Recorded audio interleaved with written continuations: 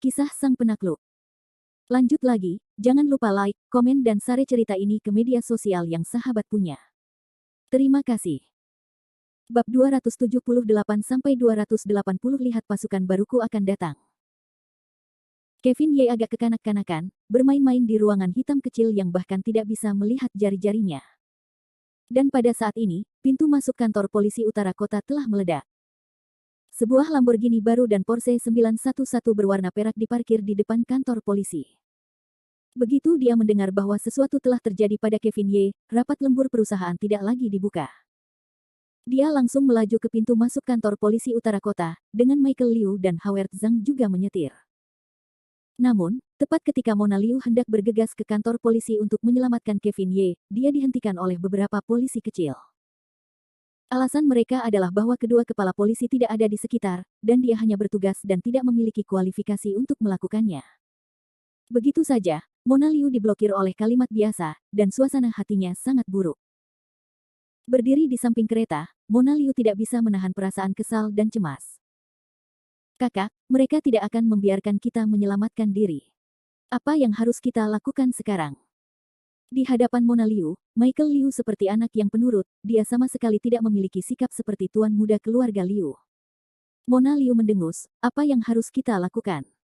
Tunggu sebentar, tunggu sampai besok saat Paman Wu datang bekerja. Kita harus menunggu sampai besok pagi, Michael Liu tak berdaya menatap Howard Zhang yang ada di sampingnya. Seluruh pikiran Mona Liu dipenuhi amarah dan dia tidak punya tempat untuk melampiaskannya. Melihat adik laki-lakinya yang berharga, Mona Liu memarahinya, Michael Liu, kemarilah. Oh. Michael Liu segera berlari mendekat. Meskipun dia tahu bahwa dia akan dikritik, dia tidak bisa berbuat apa-apa. Ketika Michael Liu berjalan ke sampingnya, Mona Liu tanpa basa-basi melangkah maju dan langsung menendang pantatnya. Michael Liu segera berseru dan melompat, lalu menatap kakak perempuannya dengan ekspresi sedih di wajahnya. Kak, kamu, apa yang kamu lakukan? Mona Liu mencibir, apa yang kamu lakukan? Aku bahkan ingin bertanya padamu, tapi siapa yang mengizinkanmu membawa Kevin Ye ke rumah bordil dan menyebabkan hal seperti itu? Dasar bocah, kaulah pelaku utamanya. Jika terjadi sesuatu pada Kevin Ye, lihat bagaimana aku mengurusmu saat aku kembali. Michael Liu mengusap pantatnya yang sakit tanpa daya, dan berkata ini tidak bisa disalahkan padaku. Ini kakak ipar sendiri yang mengacaukan si Ting terkutuk itu di sekolah, itulah sebabnya hal seperti ini terjadi. Ini pasti bentuk balas dendam publik, ini tidak ada hubungannya denganku, aku tidak bersalah. Wajah cantik Mona Liu langsung memerah ketika dia mendengar saudara laki-laki Lil Tracer memanggilnya sebagai saudara iparnya. Tetapi Mona Liu, bagaimanapun juga, adalah seorang wanita kuat di pusat perbelanjaan, jadi dia dengan cepat menyesuaikan emosinya dan bertanya dengan serius, oh. Maksudmu, kali ini, penangkapan Kevin Ye disebabkan oleh sejenis grafit. Tentu saja, siapa lagi yang mungkin? Tanpa menjelaskan alasannya, dia dengan paksa membawa pergi saudara iparku. Aku pikir itu pasti karena rasa bersalah, karena grafit ini pasti demi membalas dendam adik laki-lakinya yang bodoh itu, dan ingin membalas dendam untuk saudara iparku. Saat Michael Liu mengatakan itu, dia mendongak dan memperhatikan ekspresi Mona Liu, seolah-olah dia agak berhati-hati. Sebenarnya, Michael Liu tahu dengan jelas bahwa si Mo tiba-tiba menyerang karena dia telah menemukan beberapa petunjuk dalam kasus kuil giok emas. Bagaimanapun, ayahnya telah dipukuli. Namun, Michael Liu tidak dapat membicarakan hal ini dengan Mona Liu, jadi dia hanya dapat membicarakannya dengannya. Namun, di sisi lain, Mona Liu tampaknya memiliki kepercayaan penuh pada kata-kata saudaranya. Bagaimanapun, kedua bersaudara Si dan Si Ting benar-benar bisa melakukan hal seperti itu. Grafit, jadi itu semua karenamu. Huff, sebaiknya kau tidak bertindak terlalu jauh, kalau tidak, aku, Mona Liu pasti tidak akan melepaskanmu dengan mudah. Liu Mei mengerutkan kening, dan sedikit ekspresi dingin muncul di wajah Mona Liu. Dari kelihatannya, Mona Liu sudah membenci wakil kepala biro Si ini. Kegugupan Mona Liu terhadap Kevin Ye datang dari lubuk hatinya, dan bahkan Michael Liu bisa merasakan hal ini. Michael Liu terkikik saat dia melihat kakak perempuannya. Diam-diam dia senang di dalam hatinya, aku tidak pernah menyangka bahwa kakak perempuanku akan begitu gugup untuk kakak Ye, sepertinya kakak perempuanku benar-benar jatuh cinta padanya kali ini, kakak Ye, Kakak Ye, kau harus mengenali kakak iparku ini, jika kau tidak mengenalinya, kau harus mengenalinya. Kelompok orang Mona Liu berdiri di ambang pintu kantor polisi utara kota, memancarkan aura menunggu fajar. Dan di dekat kantor polisi kota utara, bukan hanya kelompok Mona Liu yang ingin menyelamatkan Kevin Ye. Hanya saja Mona Liu dan yang lainnya tidak menyadari mereka karena mereka sudah tinggal agak jauh. Di seberang jalan kantor polisi, sebuah kereta lapis baja seperti aurora berhenti dengan tenang. Dua pasang mata melesat keluar dari mobil dan menatap Mona Liu dan yang lainnya yang duduk di depan pintu masuk kantor polisi. Aku tidak pernah menyangka akan selarut ini. Ada orang-orang berkumpul di pintu masuk kantor polisi. Sepertinya ada banyak cerita tentang kantor polisi kota utara. Setelah terdiam cukup lama, Cynthia Fang akhirnya angkat bicara pelan dari kursi penumpang depan. Namun, saat bicara, dia memperhatikan ekspresi Marisa Chu yang ada di sampingnya. Marisa Chu mengerucutkan bibirnya dan tertawa sinis. Suewu, adik perempuanku yang bodoh, apa kau benar-benar mengira mereka sedang mengarang cerita? Bagaimana bisa ada begitu banyak cerita baru di kantor polisi? Apakah itu juga untuk Kevin Ye? Cynthia Fang kebingungan, mata Phoenix-nya terbuka lebar, langsung menyapukan pandangannya ke wajah Mona Liu. Memutar-mutar jarinya, Marisa Chu tertawa dan mendesah, aku benar-benar tidak menyangka bahwa dalam aspek ini, Tuan Muda Kevin kita benar-benar mewarisi kekuatan Tuan ketiga, itu karena nasib wanita itu baik. Mendengar ejekan Marisa Chu, hati Cynthia Fang langsung menegang, dan mengajukan beberapa pertanyaan. Musan, apa kau kenal gadis yang berdiri di pintu masuk kantor polisi? Apa hubungannya dengan Kevin Ye? Melihatnya, dia tampak sangat gugup terhadap Kevin Ye. Marisa Chu tidak terburu-buru untuk menjawab, dia hanya tersenyum main-main di wajahnya saat dia menatap Cynthia Fang, dengan cemas membuatnya terus menghentakkan kakinya. Melihat ekspresi gugup Cynthia Fang, Marisa Chu mulai tertawa terbahak-bahak. Dia mengulurkan jarinya dan dengan menggoda mengaitkannya di bawah dagu Cynthia Fang, apa, Suewu, kamu sudah bertanya tentang gerakan saingan cintamu, apakah kamu tidak terlalu cemas? Wajah Cynthia Fang memerah karena godaan Marisa Chu, dan dia cemberut. Musan, omong kosong apa yang kamu ucapkan, aku hanya khawatir untuk adik perempuanku yang bodoh itu. Kata-kata tidak benar. Marisa Chu dapat melihat kebohongan Cynthia Fang dengan sekilas, tetapi Marisa Chu tidak ingin menyembunyikan kebenaran tentang Mona Liu. Bagaimanapun, tidak peduli apa yang dikatakan kedua orang itu, mereka berdua adalah amiti, dan mereka membicarakan segalanya. Menghela napas panjang, Marisa Chu mengangkat alisnya dan berkata, Suewu, sejujurnya, aku tidak mengenal gadis ini, tetapi aku memang menyelidiki beberapa informasi tentangnya. Dia adalah CEO dari perhiasan keluarga Liu Linhai, Mona Liu, yang dikenal sebagai salah satu dari 4 wanita tercantik Linhai. Lalu apa hubungannya dengan Kevin Ye? Marisa Chu tersenyum nakal, menjilat bibirnya dan berkata dengan makna yang dalam, itu adalah sebuah hubungan, jadi mungkin belum terjadi, tetapi aku tidak akan mengetahuinya mulai sekarang. Mengenai situasi dia dan Tuan Muda Kevin saat ini, aku hanya bisa memberinya definisi belahan jiwa. Setelah mendengar perkenalan Marisa Chu, hati Cynthia Fang akhirnya mulai perlahan tenang. Namun, mata Cynthia Fang yang menatap Mona Liu masih dipenuhi dengan permusuhan. Dia bergumam tidak senang di dalam hatinya, Kevin Ye benar-benar penjahat, memiliki saudara perempuanku tidak cukup, dan dia bahkan bermain-main di luar, dia menjijikkan. Ekspresi dan reaksi Cynthia Fang sepenuhnya ditangkap oleh Marisa Chu. Namun, Marisa Chu tidak mengatakan apa-apa, dan hanya terkekeh. Pada akhirnya, sebagai seseorang dari Amity, Marisa Chu masih tahu sedikit tentang perasaan rumit Cynthia Fang yang impulsif dan takut. Bagaimanapun, bertarung dengan saudara perempuannya sendiri untuk seorang sosok masih membutuhkan banyak keberanian. Duduk dengan tenang di lambang aurora yang bernilai beberapa juta, Marisa Chu tampak sangat santai. Dari waktu ke waktu, dia akan berbalik dan melihat reaksi di pintu masuk kantor polisi dari seberang jalan. Marisa Chu tidak cemas, tetapi Cynthia Fang cemas. Cynthia Fang sedang gelisah sekarang dan setelah melihat bahwa Marisa Chu tidak bergerak untuk waktu yang lama, dia berbalik untuk bertanya, Musan, kamu tampaknya tidak khawatir sama sekali dengan tuan mudamu ini. Marisa Chu melihat bahwa Cynthia Fang tidak dapat menahannya lagi, dan tertawa, apa yang perlu dikhawatirkan.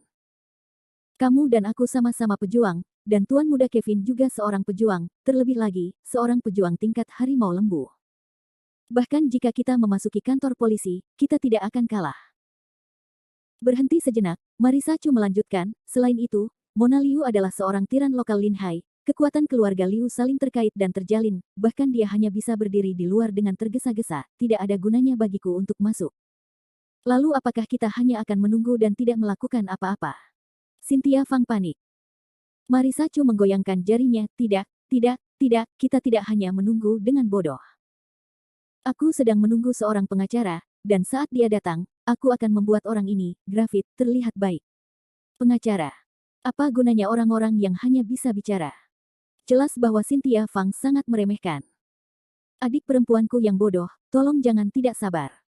Meskipun pengacara ini tidak sekuat dirimu yang bisa dibunuh, menyelamatkan negara tetaplah hal yang mudah bagimu. Saat dia berbicara, Marisa Chu menggerakkan jarinya, wajahnya langsung berubah muram. Graphit, kau telah menyentuh batas bawahku, jika aku tidak menarikmu turun dari posisi ini, kau tidak akan tahu betapa kuatnya aku, Marisa Chu. Marisa Chu bergumam pada dirinya sendiri, tetapi Cynthia Fang, yang berada di samping, terkejut. Selama bertahun-tahun dia bersama Marisa Chu, dia belum pernah melihat Marisa Chu bertindak begitu kejam. Tetapi sejujurnya, penampilan Marisa Chu yang garang masih cukup bagus. Tepat saat Cynthia Fang sedang linglung, mobil-mobil di kedua sisi kantor polisi kota utara mulai menyerbu ke arahnya. Sepertinya mereka semua menuju ke kantor polisi kota utara. Dengan sangat cepat, belasan mobil mengelilingi pintu masuk kantor polisi kota utara dengan sangat rapat sehingga setetes air pun tidak bisa menetes.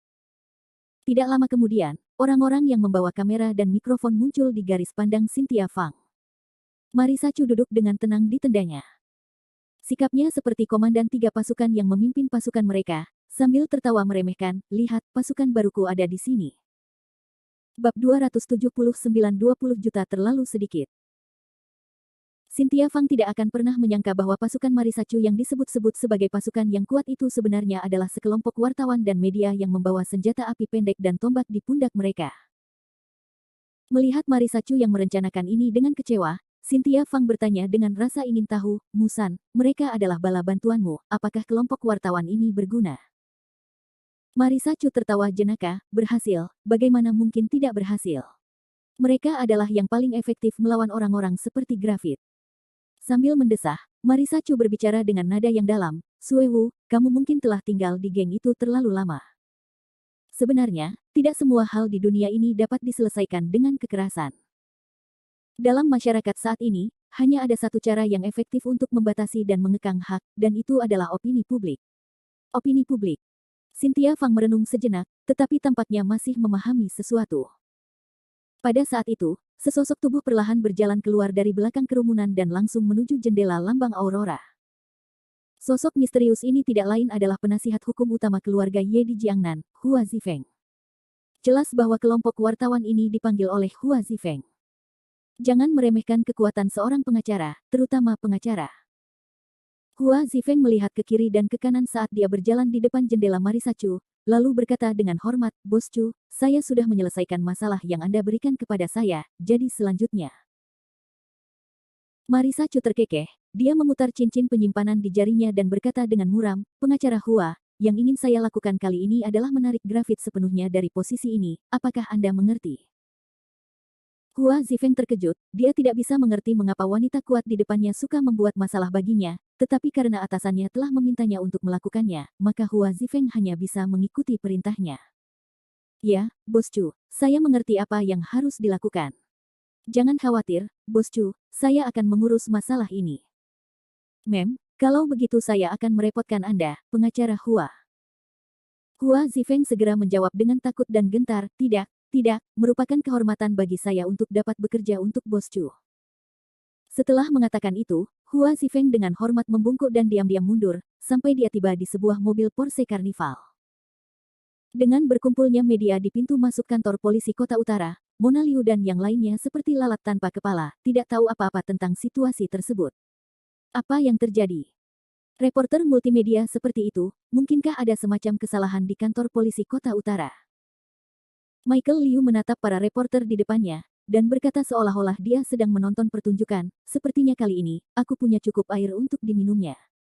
Mona Liu tidak bisa berkata apa-apa. Lagi pula, berdasarkan situasi saat ini, semakin kacau situasi kantor polisi, semakin baik bagi Mona Liu. Jadi Mona Liu menunggu kesempatan yang tepat untuk bergerak. Namun, kemunculan bom media yang tiba-tiba langsung membuat Wakil Kepala Biro Utara, Graphit, tidak bisa duduk diam. Bos, ini buruk, ini buruk. Polisi yang bertugas tidak dapat menahan tekanan dari para wartawan di luar dan bergegas ke kantor Graphit. Simu baru saja menyipitkan matanya sejenak ketika dia tiba-tiba terbangun. Dia waspada dan matanya merah. Dia memarahi, lihatlah dirimu, apa yang terjadi padamu. Katakan padaku. Bos, ada sekelompok wartawan di luar yang mengatakan mereka ingin mewawancaraimu. Ketika Graphit mendengar berita itu, dia langsung merasakan gelombang kebingungan. Dari mana semua wartawan multimedia ini datang di tengah malam? Seolah-olah dia tidak mempercayainya, dia berjalan ke jendela kantor dan membuka tirai. Bahkan Simu sendiri terkejut dengan situasi di luar, dan berkata, cek, jam berapa sekarang? Mengapa orang-orang ini tidak datang ke kantor polisi alih-alih membujuk istri mereka untuk tidur? Tetapi pada akhirnya, Graphit adalah orang yang punya otak. Ketika dia bangun, dia akan linglung dan tidak akan menyadari apa yang sedang terjadi. Sekarang setelah tukang tidur itu pergi dan otaknya jernih, Graphit segera menyadari bahwa ada sesuatu yang salah. Itu tidak benar, itu tidak benar. Ada yang mencurigakan tentang ini. Saat dia menjepit ruang di antara alisnya, Simu merasakan sakit yang pahit di sudut bibirnya. Kemudian, dia melihat Hacking tiba-tiba mengangkat kepalanya, dan berkata kepada polisi kecil yang telah menerobos masuk ke kantornya, Zhang kecil, apakah kalian bertanya dengan jelas mengapa para wartawan ini ingin mewawancaraiku? Ini tidak cukup. Polisi kecil tergagap lama sebelum akhirnya berkata dengan gugup. Pergi, keluar dan cari tahu apa yang sedang dilakukan oleh outlet media ini.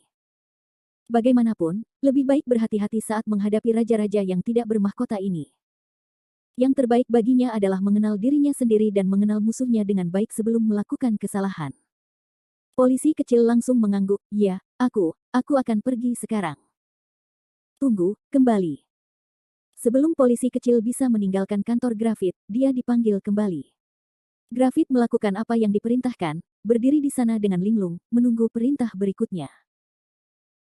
Graphit berjalan beberapa langkah di sekitar kantor sebelum berjalan ke polisi kecil dan berkata dengan mata terbuka lebar, Zhang kecil, ingat ini, apapun yang ditanyakan orang-orang di luar sana, Anda tidak boleh menjawabnya. Katakan saja bahwa saya tidak ada di kantor polisi dan minta mereka kembali besok.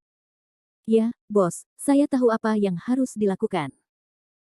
Baguslah Anda tahu itu. Lanjutkan. Setelah Xiao Zhang meninggalkan kantornya, Graphit berjalan ke jendela lagi dan membukanya sedikit. Dia menatap wartawan media yang berkumpul di lantai bawah dengan ekspresi bingung dan linglung. Setelah berbalik, Graphit duduk di kursinya dan bergumam pada dirinya sendiri, aneh sekali, tidak pernah ada permintaan media untuk mewawancarai saya sebelumnya. Apa yang terjadi hari ini? Mengapa begitu banyak orang yang menyusahkan tiba-tiba muncul? Setelah berpikir sejenak, dia membanting meja dan berdiri dengan tiba-tiba. Itu Kevin Ye, pasti untuk Kevin Ye itu. Sialan, aku sebenarnya tidak menggunakan keluarga Liu untuk memainkan permainan ini. Secara logika, seorang wakil kepala subbiro di Graphit Group tidak akan terlihat oleh orang-orang media. Tetapi sekarang, wartawan-wartawan ini tiba-tiba muncul di kantor polisi utara kota dan ingin mewawancarainya secara langsung, yang merupakan hal yang aneh. Berpikir tentang bagaimana dia menangkap Kevin Ye malam ini, dia segera mengarahkan tombaknya ke Kevin Ye dan keluarga Liu. Bagaimanapun, pasti ada iblis dalam prosesnya. Kevin Ye telah dikendalikan olehnya, jadi satu-satunya hal yang dapat melepaskan sejumlah besar kekuatan seperti itu adalah keluarga Liu-nya. Memikirkan hal ini, Graphit menggertakkan giginya, seolah-olah seseorang telah menusuknya dari belakang. Namun, sangat disayangkan, Simu telah berbuat salah kepada orang baik kali ini. Mona Liu tidak tahu tentang masalah ini, paling-paling, itu hanya untuk pertunjukan. Dalang sebenarnya di balik masalah ini adalah Marisa Chu yang bersembunyi dalam kegelapan. Dia tidak bisa naik atau turun. Saat ini, Simu seperti seekor semut di wajan panas di kantornya, dia merasa seolah-olah dia sedang duduk di atas peniti dan jarum. Dia buru-buru berdiri dari tempat duduknya dan berkata, tidak, aku harus pergi ke ruang hening untuk melihat bagaimana keadaan Wang Xing. Aku harus membereskan kejahatan bajingan itu sebelum fajar menyingsing. Jika aku tidak memenjarakannya dalam sehari, aku tidak akan bisa tidur atau makan sama sekali. Sambil berbicara, dia bergegas keluar dari kantor bahkan tanpa mengenakan seragamnya dan menuju ke ruang hitam kecil.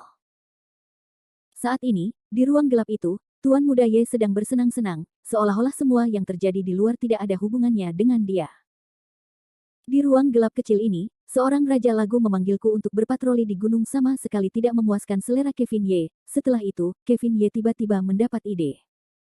Kevin Ye memeras otaknya, praktis membolak-balik semua lagu ilahi yang dapat dipikirkannya untuk menghabiskan waktu penjara yang membosankan ini. Setelah melompat untuk waktu yang tidak diketahui, Kevin Ye juga lelah. Dia perlahan berdiri dari panggung ruang interogasi dan mengambil sebatang rokok dari jubahnya dan menyalakannya. Cahaya merah yang mengerikan menerangi seluruh ruangan kecil yang gelap itu. Sambil melirik Wang Xing yang masih terus melompat, Kevin Ye memutar lehernya dan membuang cincin asap yang menyala di tangannya dengan santai. Kevin Ye kemudian menggoda, karena kamu sudah duduk di sini begitu lama, tubuhmu mulai lelah. Sepertinya sudah waktunya untuk menggerakkan otot-ototmu. Tepat setelah dia selesai berbicara, sosok Kevin Ye menghilang ke dalam kegelapan. Kemudian, suara hantu itu berbicara lagi, kalian berdua, karena kalian sudah menonton pertunjukan begitu lama, kalian harus membayar biaya masuk, kan? Ketika sosok Kevin Ye muncul lagi, seluruh atmosfer di ruang hitam kecil telah berubah menjadi titik beku. Gelombang udara terbalik dari ruang interogasi yang jauh. Tinju besar, yang sebesar pot tanah liat, menghantam ke arah sudut gelap ruangan kecil yang gelap itu tanpa jejak kesopanan. Dengan ledakan keras, sebuah lubang dilubangi di dinding kokoh ruangan hitam kecil itu. Segera setelah itu, dua sosok hitam muncul secara misterius di ruangan gelap kecil yang tampak kosong. Siapa lagi selain Long Er dan Long Er yang mengejar mereka dari bar? Kevin Ye, Long Er, dan Long San, ketiga orang ini seperti langit dan bumi. Mereka berdiri di tengah ruangan gelap kecil itu. Ketiganya saling memandang, dan semua udara di tubuh mereka mulai melonjak. Yang pertama berbicara masih Long San. Long San mengukur Kevin Ye dari kepala sampai kaki, dan mendengus usia yang begitu muda namun kamu sebenarnya seorang ahli di tahap tengah gajah naga. Long Er juga berkata, tidak heran kamu mampu membunuh Wu Tianling dan pengawal pembunuh Septembernya dalam satu malam. Sepertinya kau benar-benar punya trik tersembunyi. Sambil memiringkan kepalanya, Kevin Ye berkata dengan nada meremehkan sambil mencibir, dari nada bicaramu, kalian berdua seharusnya orang-orang dari peringkat naga dan harimau itu, kan? Benar sekali, benar sekali. Menghadapi dua ahli tahap gajah naga yang hebat itu, Kevin Ye masih bersikap dingin dan jenaka. Terakhir kali aku bertarung dengan organisasimu, aku punya pertanyaan dan lupa bertanya. Sayangnya, mereka sudah mati, dan tidak bisa menjawab pertanyaanku. Kau datang di waktu yang tepat, jadi kau bisa membantuku menyelesaikan masalah ini. Long San tertawa dingin, dan berkata tanpa sedikit pun kesantunan, nak, karena kau seorang ahli, tanyakan saja pertanyaan apapun yang kau punya. Aku akan mengirimmu ke jalan mata air kuning nanti. Jika kau punya pertanyaan lain, kau bisa bertanya pada Feng Yanluo. Hehe, orang tua itu juga terus terang. Kalau begitu aku tidak akan berlama-lama lagi, saya cuma mau tanya ke kepala daerah, berapa yang dia bayar. Apa? Long Er menjadi linglung. Selama bertahun-tahun mereka menjadi pembunuh, mereka belum pernah bertemu seseorang yang akan mati yang akan menanyakan pertanyaan aneh seperti itu. Kedua pembunuh dari tahap gajah naga saling memandang, lalu Long Er terkekeh dan berkata, nak, kau orang yang menarik, tetapi melihat bahwa kau akan mati, orang tua ini akan mengabulkan rasa ingin tahumu. Pembeli menawar 20 juta untuk kepalamu. 20 juta, cek-cek. Sepertinya kurang dari itu. Mendengar angka 20 juta, Kevin Ye tersenyum, dan ekspresi main-main melintas di wajahnya. Bab 280 dia harus bertarung melawan dua naga dan gajah yang kuat. Memang, 20 juta tidak ada apa-apanya bagi Kevin Ye saat ini. Bagaimanapun, Kevin Ye dapat dianggap sebagai keluarga kaya dengan kekayaan lebih dari 100 juta. Mundur selangkah, bahkan jika Kevin Ye tidak punya uang, berpikir untuk mengambil kepala ahli tahap gajah naga hanya dengan 20 juta benar-benar lelucon. Tentu saja, bukan hanya Kevin Ye yang merasa bahwa jumlah ini tidak cukup, bahkan Long Er dan Long San merasa bahwa itu sangat rendah. Memang, kepala dari 20 juta yang membeli kepala seorang ahli tahap gajah naga memang sedikit kurang. Sayang sekali, siapa yang meminta kita untuk menerima kesepakatan ini dengan cara yang kacau? Long San terus tertawa muram, selain itu, kita tidak mampu menyinggung para penawar, jadi hari ini kita hanya dapat menggunakanmu sebagai alat. Kevin Ye menatap kosong sejenak, lalu tertawa mengejek, hehe, Yanjing memang sesuatu yang bisa dibanggakan, aku tidak berpikir bahwa serikat pembunuh sepertimu tidak akan dapat menyinggungnya, sepertinya itu benar-benar sangat menarik. Mendengar bahwa Kevin Ye telah mengungkapkan identitas pembeli, Long Er dan Long San menjadi pucat. Bagaimanapun, dia telah berkecimpung dalam bisnis ini selama bertahun-tahun, dia tidak dapat mengungkapkan identitas pembeli. Long Er dan Long San dapat memastikan bahwa peringkat naga dan harimau tidak pernah mengungkapkan situasi pembeli kepada siapapun sejak mereka menerima misi. Tetapi dia tidak pernah berpikir bahwa pemuda di depannya benar-benar akan tepat sasaran. Biasanya hanya ada dua penjelasan. Kedua, pemuda ini tahu siapa lawannya. Long Er dengan hati-hati mengamati Kevin Ye dari ujung kepala sampai ujung kaki, dan berkata sambil mendesah, kau benar-benar tahu betapa pintarnya pemuda itu. Long San mendengus dengan nada menghina. Sayang sekali, tidak peduli seberapa pintarnya dia, itu tidak berguna. Dia akan melangkah ke jalan menuju Sungai Styx. Ke jalan mata air kuning. Kurasa tidak. Apa kau benar-benar berpikir kau bisa membunuhku? Kevin Ye menyipitkan matanya. Setelah mengucapkan kata-kata itu, seluruh tubuhnya mulai memancarkan aura yang mencengangkan, seperti iblis, seperti dewa, tertawa dengan arogan di langit berbintang. Aura yang kuat sekali. Sepertinya anak ini belum menggunakan kekuatan penuhnya. Long Er gemetar, dan menatap Long San, kakak ketiga, sepertinya kita bersaudara bertemu lawan yang tangguh hari ini. Long San segera berteriak, uji saja tinjuku dan aku akan lihat. Saat dia berkata demikian, Long San mengambil inisiatif untuk menyerang, tinjunya yang membawa aura dingin kekuatan internal, langsung menghantam dada Kevin Ye. Long Er takut Long San akan menderita, maka dari itu ia mengikutinya dari dekat. Namun Long Er tidak bergerak, dan mengandalkan teknik gerakannya yang aneh untuk bergoyang di samping Kevin Ye, menunggu kesempatan yang tepat untuk menyerang. Mengenai pukulan Long San, yang membawa aura es dan embun beku, Kevin Ye tidak menghindar maupun menghindar, dan maju untuk menghadapi serangan itu. Pada saat yang sama, ia juga meninju langsung ke arah Long San. Anak baik, kau telah menyerangku dengan baik. Kau benar-benar berani menerima pukulanku secara langsung. Suara menggelegar terdengar saat kedua tinju itu bertabrakan, menyebabkan gelombang arus udara melonjak di dalam ruangan kecil dan gelap itu. Bagi Kevin Ye, kekuatan pukulan ini tidak seberapa, tetapi kekuatan internal dingin yang dibawa dalam pukulan ini cukup aneh. Lengan Kevin Ye terasa seperti membeku. Meskipun kultivasi Kevin Ye hanya pada tahap tengah kebangkitan Dewa Iblis, ia masih kebal terhadap pedang dan tombak, tahan terhadap air dan api. Pintu semacam ini tetap tidak dapat melukai Kevin Ye. Tubuh harimau Kevin Ye bergetar, dan energi spiritual kekacauan segera mulai mendekati lengannya. Perasaan dingin itu berubah tak terlihat, dan yang menggantikannya adalah aliran udara hangat. Di sisi lain, kehidupan Long San tidak berjalan dengan baik, kekuatan di balik pukulannya telah melampaui imajinasi Long San. Meskipun alamnya adalah naga gajah, kekuatan ini telah sepenuhnya menembus batas manusia dan seharusnya tidak ada di bumi. Tentu saja, kekuatan Dewa Iblis bukanlah sesuatu yang seharusnya dimiliki manusia. Setelah bertukar pukulan dengan Kevin Ye, Long San terpaksa mundur beberapa langkah. Dengan wajah penuh ketakutan, dia menatap pemuda yang masih tidak bergerak seperti gunung, kekuatan yang begitu mengerikan, apakah bocah ini bahkan manusia? Meskipun Long San di depannya tidak akan lumpuh seperti Luo Tiancheng dengan satu pukulan, itu tetap tidak akan lebih baik. Seluruh lengannya mati rasa karena benturan, dan itu menyakitkan. Terlepas dari apakah itu Long Er atau Long San, keduanya harus mengakui bahwa di antara mereka berdua, tidak ada dari mereka yang bisa menandingi bocah nakal di depan mereka.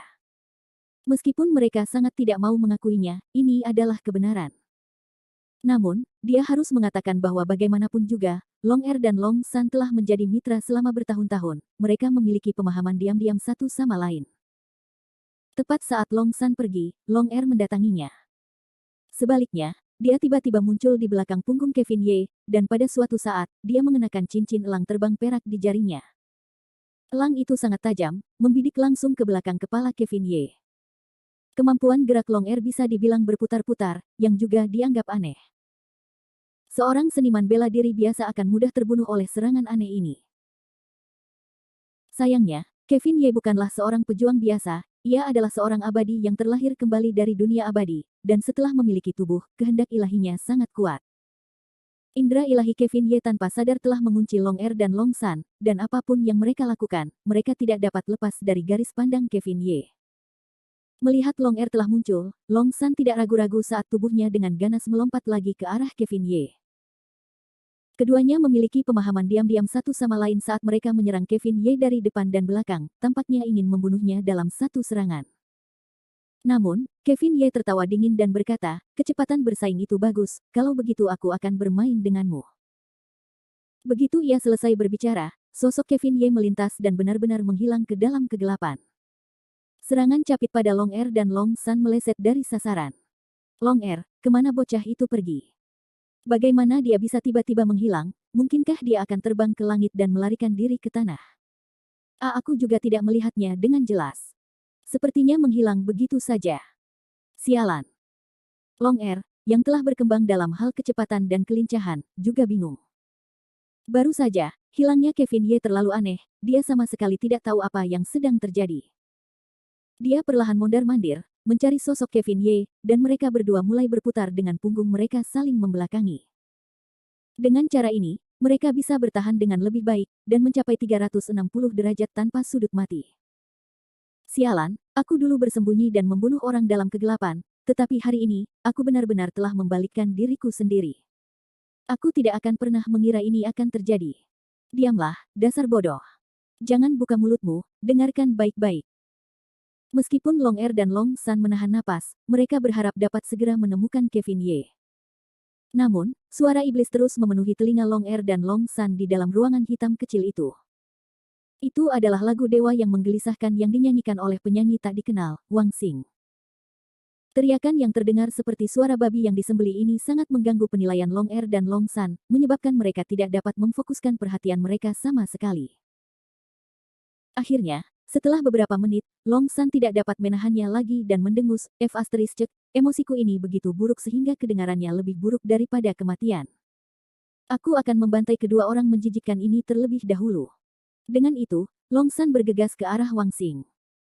Long Er segera berteriak, Walter, kembalilah. Namun, teriakan Long Er sudah terlambat, karena tepat pada saat ini, sebuah telapak tangan disertai dengan teriakan cacian jatuh dari langit, terlambat, Great Heavenly Demon Hand.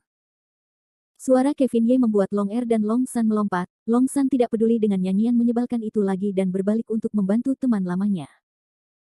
Namun, Great Heavenly Demon milik Kevin Ye benar-benar sangat mengesankan, karena telapak tangannya yang besar berwarna abu-abu keemasan hampir menerangi seluruh ruang hitam kecil. Di bawah tekanan yang kuat, Long Er dan Long San melawan dengan sekuat tenaga.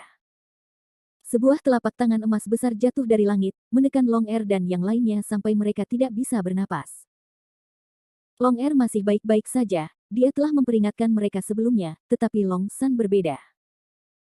Namun, bagaimanapun juga, dia bertarung melawan dua orang, jadi kondisi Kevin Ye tidak jauh lebih baik.